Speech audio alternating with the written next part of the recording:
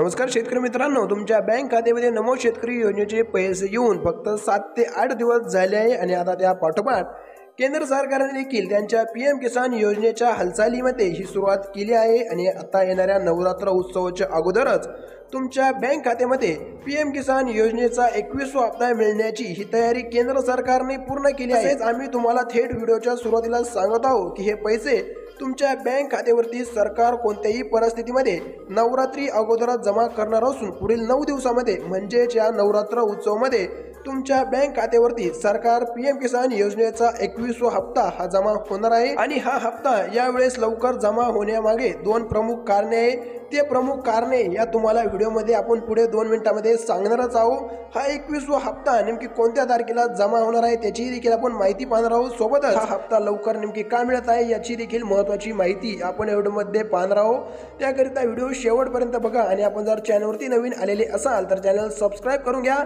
तर मग चला आपण व्हिडिओला ही सुरुवात करूया।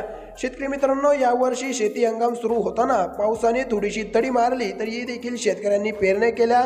यानंतर जुलै ऑगस्ट महिन्यात थोडेसे पीक डोलत असताना राज्यासह देशामध्ये अतिवृष्टी आणि पूर परिस्थितीमुळे शेतकऱ्यांच्या पिकांचा नायनाट झाला। तुम्ही तर पाहतच आहात, आणखी देखील राज्यात पाऊस धुमाकूळ घालत असून दररोजच्या दररोज लाखो हेक्टर पिकांचे यामुळे नुकसान होत आहे आणि याचे एक जिवंत उदाहरणच म्हणजे आपल्या शेजारील राज्य मागील 8 दिवसांमध्ये आपल्या शेजारील राज्य पंजाबमध्ये आलेला महापूर। या महापुरामुळे पंजाबमधील लाखो हेक्टर नुकसान झाले असून कोट्यवधी जनावरांचा आणि लोकांचा बळी गेला आहे आणि या सर्व गोष्टींच्या पार्श्वभूमीवर केंद्र सरकारने देशातील शेतकऱ्यांना या नवरात्र उत्सवामध्ये त्यांच्या पीएम किसान योजनेच्या हप्त्याचे पैसे देण्याचा निर्णय केला असून केवळ हप्ता लवकरच नव्हे तर यावेळेस तुम्हाला वाढीव स्वरूपाचे पैसेही देखील मिळणार आहे।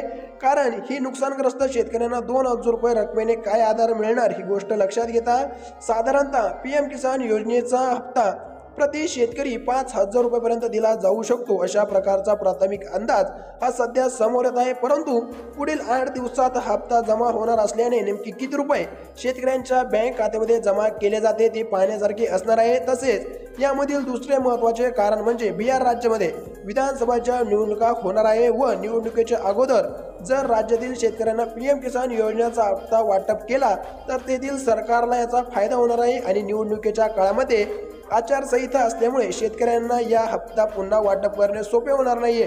या दोन्ही गोष्टी लक्षात घेता तुम्हाला येत्या नवरात्र उत्सवामध्ये पीएम किसान योजनेच्या 21व्या हप्त्याचे पैसे येत्या नवरात्र उत्सवामध्ये तुमच्या आधार संलग्न बँक खात्यामध्ये हे पैसे केंद्र सरकार जमा करणार आहे। तर मग शेतकरी मित्रांनो, पीएम किसान योजनेच्या अत्यंत महत्त्वाची अपडेट आपण या व्हिडिओमध्ये जाणून घेतली आहे। असे दररोजचे अपडेट जाणून घेण्याकरिता चॅनल सबस्क्राइब करून घ्या। धन्यवाद।